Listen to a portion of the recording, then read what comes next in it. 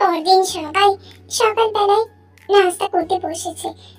আয়ু আসেনি এখন। জিমিন গিয়ে ডেকে আনে ওকে। আয়ের চোখের মুখের অবস্থা বেহাল, কেঁদে কেঁদে চোখ মুখ ফুলে ফেলেছে। জাঙ্কুক এক ঝলক তাকিয়ে চোখ ফিরিয়ে নিল। জাঙ্কুক ওদের আর তেদের ঘর থেকে আসা চিৎকার চেঁচামেচি সবাই শুনেছে, তাই সবাই চুপ আছে। মোটামুটি আন্দাজ করে ফেলেছে কি হয়েছিল আর আয়ুর এই অবস্থা কেন। ওনারা কেউই এই বিষয়ে কোনোরূপ কথা তুলতে চান না, চুপচাপ খাওয়াই মনোযোগ দিলেন। তে বেশ কিছুক্ষণ স্তব্ধ হয়ে তাকিয়ে রইল আয়ুর দিকে। এবার তের আয়ের জন্য বড্ড খারাপ লাগছে। রাতের বলা কথাগুলো পর মুহূর্তে ভুলে গেল। মেয়েটা কেঁদে কেঁদে কি হাল করেছে। জাঙ্কুকে সত্যি বোধহয় বড্ড ভালোবাসে, নয়তো এরকম অবস্থা হওয়ার কোনো কথাই না।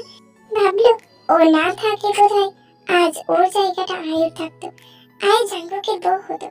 কিন্তু কিছু করার নেই তো। তেও যে জাঙ্কুককে বড্ড বেশি ভালোবাসে, ও কিছুতেই ছাড়তে পারবে না। তাই তের আয়ের জন্য খারাপ লাগা সত্ত্বেও সেটাকে নিয়ে বেশি ভাবে না। ভেবে তো আর কিছু হবে না। জাঙ্কুক কেঁদে কেঁদে মিস্টার আরেম সাহেবকে বলে, আমাদের বিয়ের অনুষ্ঠান সেরে ফেলতে চাই আব্বু। যত দ্রুত সম্ভব জেহপ আর আন্টির সাথে কথা বলে বিয়ের আয়োজন করব। জাঙ্কুকের কথায় সবাই বেশ অবাক হলো। পরবর্তীতে অবাকের রেশ কাটিয়ে তেল কাল রাতে জাঙ্কুক আর তের ঘর থেকে আসা কথোপকথন শুনে জিমিন তো প্রচন্ড খুশি। তে অবাক চোখে দেখছে জাঙ্কুককে। এদিকে আয়ু ছড়া ছড়া চোখে তাকিয়ে আলো জাঙ্কুকের দিকে। জাঙ্কুক চুপচাপ আবার খাবার খাচ্ছে। মিসেস জিন বলে, জেহপের বিয়ের সময় না একসাথে অনুষ্ঠান করার কথা ছিল, তাহলে এখন হুট করে বললে কেমন দেখায় না? সেটা আমার দেখার বিষয় না, তোমরা কথা বলো ওদের সাথে। জেহপ বিয়ে এক্ষুনি করবে, মেয়ে তো ঠিকই আছে, তাই না? তাহলে সমস্যা কোথায়? আর যদি জেহপ এখন বিয়ে করতে না পারে, তাহলে আমার হাতে বিয়ের অনুষ্ঠানটা এখনই হবে। কিন্তু জাঙ্কুক, মিসেস জিনকে সম্পূর্ণ কথা বলতে না দিয়ে থামিয়ে দিল মিস্টার আরিম সাহেব। ছেলেদিকে তাকিয়ে বললেন, আমি কথা বলবো বেয়ানের সাথে। কবে অনুষ্ঠান করতে চাচ্ছ তুমি? যত দ্রুত সম্ভব। কথাটা বলে খাবার শেষ করে উঠে দাঁড়ালো আর তেকে বলে, নাস্তা শেষ করে দ্রুত ঘরে এসো, আমি অফিস যাব। এই বলে জাঙ্কুক চলে গেল। ওর যাওয়ার দিকে তে তাকিয়ে রইল খানিকটা সময়, তারপর নিজের খাওয়াই মনোযোগ দেয়। তে ঘরে এসে দেখলো জাঙ্কুক ল্যাপটপ নিয়ে বসছে। ব্রু কুচকালো তে, এখন তো অফিসে যাবে, তাহলে ল্যাপটপ নিয়ে বসার কি দরকার? ভেবে পেল না ও। তেকে দরজার সামনে দাঁড়িয়ে থাকতে দেখে জাঙ্কুক ল্যাপটপ রেখে দিয়ে তারপর বলে, দ্রুত আসো, তোমার জন্যই অপেক্ষা করছিলাম। তে কিছু না বলে দরজা লক করে দিয়ে এগিয়ে গেল। চুপচাপ খাবার থেকে জাঙ্কুকের শার্ট প্যান্ট বের করলো। সেগুলোতে বিছানায় রাখতেই জাঙ্কুক প্যান্ট হাতে নিয়ে চেঞ্জ করতে গেলে তে মৃদু চিৎকার দেয়। জাঙ্কুক ভ্রু কুঁচকে তাকায়। কি ওভাবে চেঁচাচ্ছ কেন? আপনি এখানে চেঞ্জ করছেন কেন? ওয়াশরুমে যান। জাঙ্কুক এবার বিড়বিড় করে, আমার আগাগোড়া সবই তো দেখেছো, তাহলে তোমার সামনে চেঞ্জ করতে দোষ কোথায়? তে কথাটা শুনে চোখ রাঙিয়ে তাকালো। তা দেখে জাঙ্কুক বলে, যাচ্ছি তো, ওভাবে তাকানোর কি আছে? এই বলে জাঙ্কুক ওয়াশরুমে চলে যায়। খানিকক্ষণ বাদে বের হতে তে শার্ট পরিয়ে দিল জাঙ্কুকের গায়ে। এটা রোজকার রুটিন তে। জাঙ্কুক অফিসে যাওয়ার সময় শার্ট আর টাই বেঁধে দিতে হবে অলওয়েজ, এইরকমই আজই জাঙ্কুকে। তে শার্টের বোতামগুলো লাগিয়ে টাই বেঁধে দিল, অতঃপর চুল সেট করে দিল। জাঙ্কুক ড্রেসিং টেবিলের সামনে দাঁড়িয়ে গায়ে পারফিউম লাগিয়ে আবারও তের কাছে এসে দাঁড়ায়। তেকে জড়িয়ে ধরে, ভালোবাসি বউ। তে নিজেকে ছাড়িয়ে নেয়। কি পাগলামি শুরু করেছেন আপনি? কি করলাম আবার? একটু আগে বিয়ের অনুষ্ঠানে কথা বললেন কেন? সব কিছুতে এত তাড়াহুড়ো কেন আপনার? আমার গাফিলতির জন্যই তো তোমাকে আজে বাজে কথা শুনতে হয়েছে। আমি চাই না এই নিয়ে কোনোরূপ কোনো কথা তোমাকে আর কেউ শোনাক। যা হয়েছে হয়েছে, এখন এসব কথা বাদ দিন। হুট করে বললেই সবকিছু সবসময় সম্ভব হয় না জাঙ্কুক।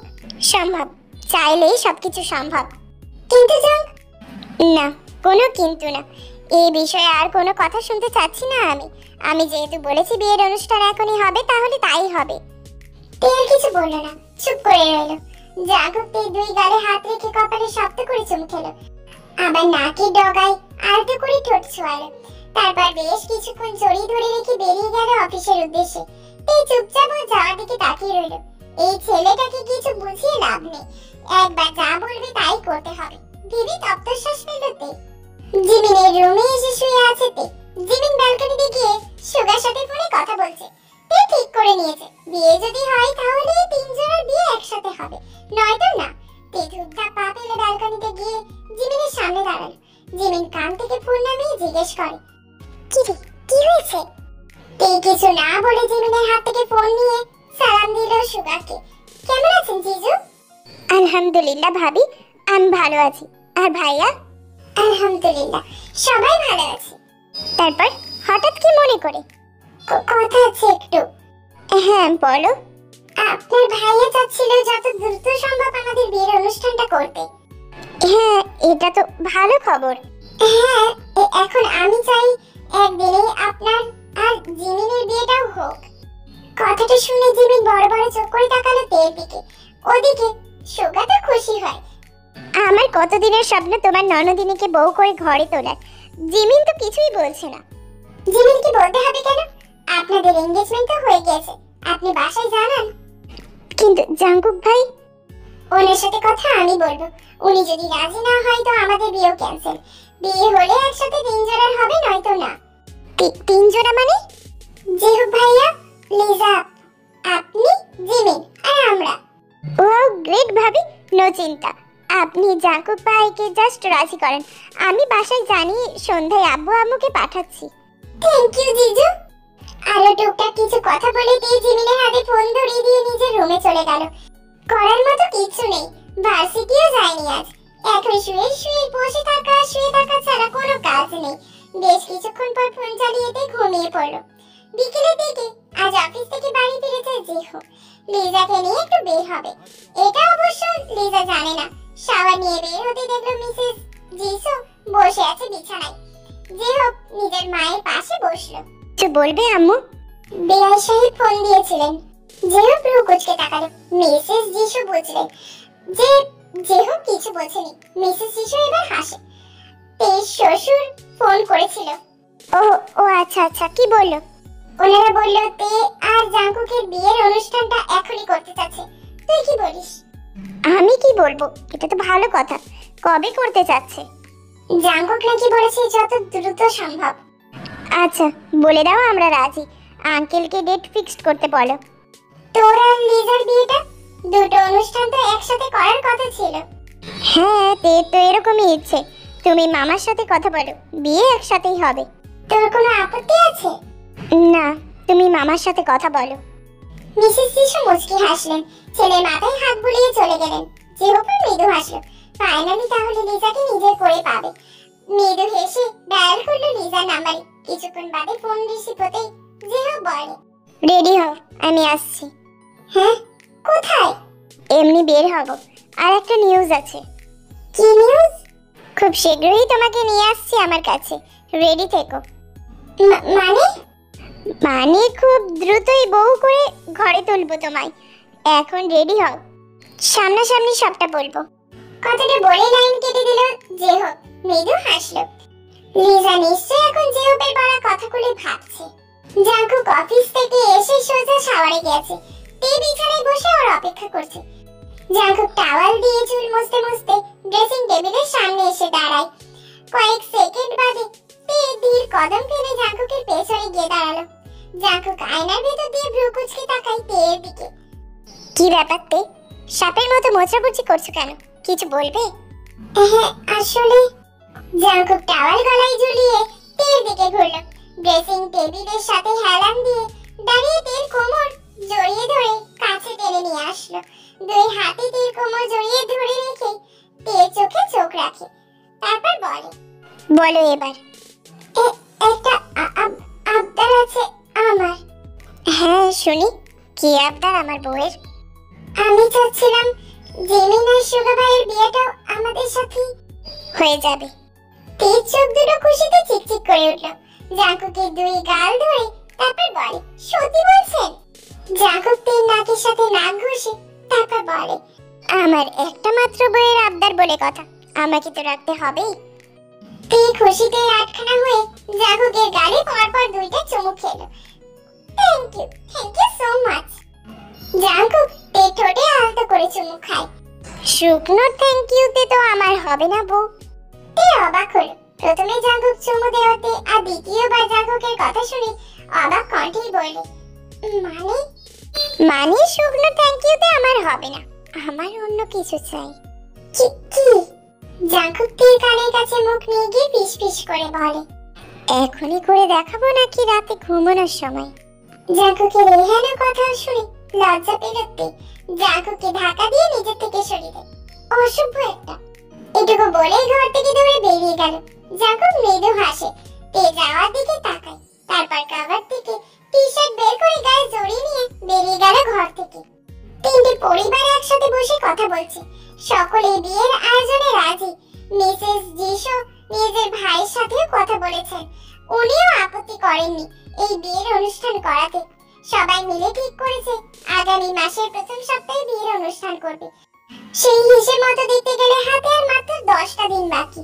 যেহেতু তিনটে বিয়ে একসাথে হবে, তাই বড় রিসোর্ট ভাড়া করতে হবে। একসাথে তিনটে বিয়ে এভাবে পসিবল না। তিনটে বিয়ে একসাথেই হবে, একই রিসোর্ট থেকেই করা হবে। সেই অনুযায়ী সকল বন্দোবস্ত করছে জাঙ্কুক, সাথে হাত লাগিয়েছে যে হোক নিজেও। রাতে ডিনার সেরে সকলেই যার যার ঘরে চলে গেছে। এখন নিচে শুধু মিসেস জিন আর টিয়া আছে। টেবিলের সবকিছু দুজনে গোছগাছ করছে। সব কাজ সেরে মিসেস জিন নিজের ঘরে চলে গেলেন। টিয়াও এক জগ পানি নিয়ে উপরে নিজের ঘরে যাওয়ার জন্য পা বাড়ালো। প্রতিমধ্যে দেখা হলো আয়ুর সাথে। আয়ু কিছু একটা বলতে চাই দেখি, যা আয়ুর চোখ মুখ দেখে স্পষ্ট বোঝা যাচ্ছে মেয়েটা বলতে সংকোচ করছে। হাসি মুখে বলে, কিছু বলবেন আপু? আয়ু চমকে তাকালো তেয়ের দিকে। মেয়েটা কি সুন্দরভাবে হাসি মুখে কথা বলছে ওর সাথে, যা আয়ু কখনো আশা করেনি। সেদিন কি বাজে বিহেভিয়ারটাই করেছিল ওর সাথে, এরপর সবকিছু ভুলে কি সুন্দর আপু বলে ডাকছে। আসলে আই সরি, আমার সেদিন তোমাকে। ইটস ওকে আপু, আমি সেসবে কিছু মনে রাখিনি। আপনার দিকটা আমি বুঝি। আপনি জাঙ্কুককে ভালোবাসেন, তাই ওনার পাশে আমাকে সহ্য করতে পারেনি, এটাই স্বাভাবিক। আমরা আমাদের ভালোবাসার মানুষটার পাশে অন্য কাউকে সহ্য করতে পারি না। কিন্তু আপু, এখানে আপনার ভালোবাসাটা একতরফা ছিল, বুঝতে পেরেছি। আর যাই হোক না কেন, জোর করে ভালোবাসা হয় না।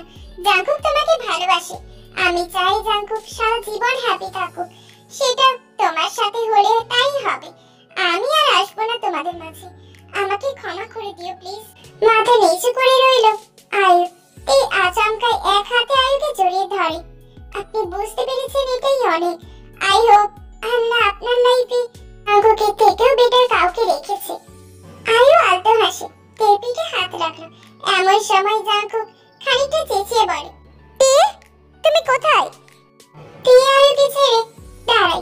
আয়ু মৃদু হাসে, জাঙ্কুক ডাকছে তোমাকে, তুমি যাও। মুচকি এসে ঘরে ঢুকে পড়লো।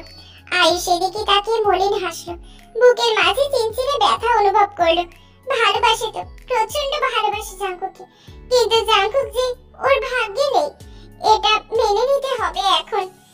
পানির জগটা টেবিলের উপর রাখতেই জাঙ্কুক এসে পেছন দিক থেকে জড়িয়ে ধরলো তেকে। ছাড়ুন তো, সব সময় পেলে জাপটে ধরার বাহানা, তাই না? জাঙ্কুক আবারও এগিয়ে গেল জড়িয়ে ধরতে। সরে গেল। জাঙ্কুকের মুখ ভার হয়ে গেল। অন্যায়টা কি এতে? নিজের বউকেই তো জড়িয়ে ধরছি। পাত্তা দিল না সেদিকে, চুপচাপ বিছানার দিকে এগিয়ে গেল। জাঙ্কুক বিছানায় বসে থেকে এক টান দিয়ে নিজে কোলে বসায়। আসতে এত সময় লাগলো কেন? আয়ু আপুর সাথে দেখা হয়েছিল। কথাটা শুনেই জাঙ্কুকের চোখ শক্ত হয়ে গেল। থামথামে গলায় জিজ্ঞেস করে, কি বলেছে তোমায়? আবার উল্টোপাল্টা কিছু? রিল্যাক্স, উল্টোপাল্টা কিছু বলেনি। সরি বলেছি সেদিনের বিহেভিয়ারের জন্য। নরম হলো জাঙ্কুক, শান্ত গলায় বলে, ও আচ্ছা। জাঙ্কুকের দিকে ঘুরে বসে গলা জড়িয়ে ধরলো। একটা কথা বলবো? জাঙ্কুক শক্ত করে তের কোমর জড়িয়ে ধরলো। তারপর বলে, হ্যাঁ বলো। আর 7 দিন পর তো আমাদের বিয়ে। হ্যাঁ তো? আমি চাচ্ছিলাম বিয়ের আগে অবধি আমার বাসায় গিয়ে থাকতে, একেবারে বউ সেজে আপনার সাথে আবার এ বাড়িতে পা রাখবো আমি। এতদিন তো ছেড়ে থাকা পসিবল না। আর তাছাড়া আমরা তো একই রিসর্টে উঠছি। রিসর্টে গিয়ে না হয় তুমি তোমাদের পরিবারের সাথে থাকবে। লোকে কি বলবে? বউ বিয়ের দিনেও শ্বশুর বাড়ির লোকের সাথে রিসর্টে এসেছে, কেমন দেখায় না এটা? লোকের কথায় আমার কিছু যায় আসে না। কিন্তু আমার যাই আসে জাঙ্কুক,